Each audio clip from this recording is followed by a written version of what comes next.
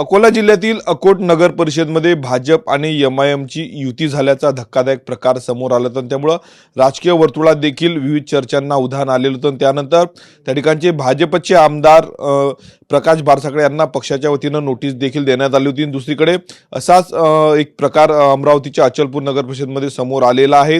भाजप आणि एमआयएमची युती अचलपूर नगर परिषदमध्ये झालेली आहे आणि त्या बदल्यात जर आपण पाहिलं तर एमआयएमच्या नगरसेवकाला शिक्षण आणि क्रीडा समितीचं सभापती पद देण्यात आलेलं आहे.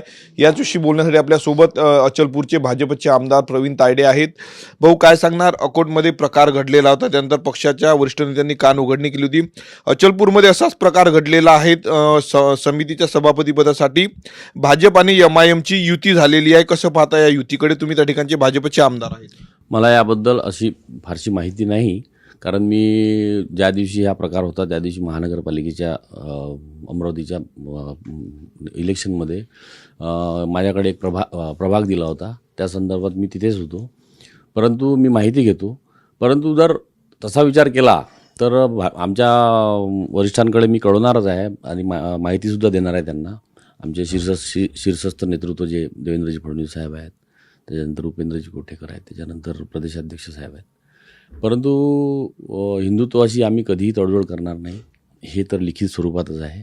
आणि मला याबद्दलची पुसटची थोडी कल्पना नसल्यामुळं मी जास्त बोलू शकत नाही. परंतु मी माहिती घेतून तुम्हाला सांगतो. पण ज्या पद्धतीनं अचलपूर मतदारसंघ म्हणून अचलपूर शहर हिंदुत्वाचा बेल्ट म्हणून पाहायला जातं, त्या ठिकाणी तब्बल 40,000 मतांनी त्या ठिकाणी तुमचे नगराध्यक्ष निवडून आले. सर्वाधिक मतं जे आहे ते विदर्भामध्ये त्या ठिकाणी नगराध्यक्षाला मिळाले. अशा ठिकाणी जर एमआयएम सोबत हात मिळवणी होत असेल तर मग विचारांना तडा जात नाही का? ज्या हिंदुत्ववादी लोकांनी मतं भाजपला दिले त्यांच्या मतांचं मग काय? नाही, थेट युती केलीच नसेल कदाचित.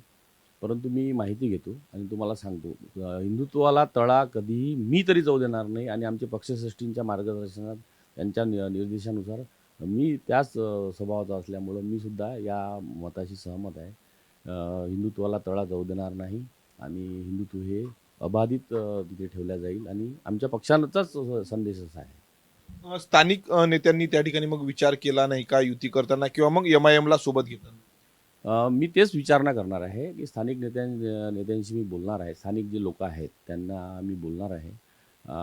मला त्याची कल्पना त्यांनी दिली नसेल कदाचित, तर मी या बाबतीत माहिती घेऊन तुम्हाला खुलासा करतो आणि पक्षश्रेष्ठींच्या कानावर पण टाकतो. वेळ पडल्यास समित्या खारिज होऊ शकतात.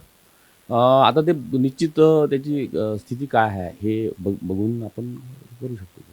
इथे त्या ठिकाणचे अचलपूरचे भाजपचे आमदार प्रवीण तायडे होते. ज्या पद्धतीनं भाजप आणि एमआयएमची युती झाली या संदर्भात मला माहीत नसल्याची प्रतिक्रिया त्यांनी दिली. सोबतच या संदर्भात संपूर्ण घटनेची मी माहिती घेणार आहे, स्थानिक पदाधिकाऱ्यांशी बोलणार आहे आणि या संदर्भातली माहिती मुख्यमंत्री देवेंद्र फडणवीस असतील, त्यानंतर उपेंद्र कोठेकर आहेत संघटन मंत्री, यांना कळवणार असल्याची प्रतिक्रिया त्यांनी दिलेली आहे.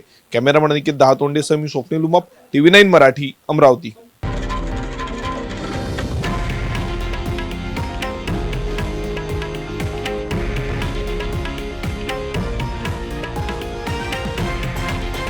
हे आहे देशातील नंबर 1 न्यूज नेटवर्क आणि आपण पाहत आहात TV9 मराठी, एकमेव.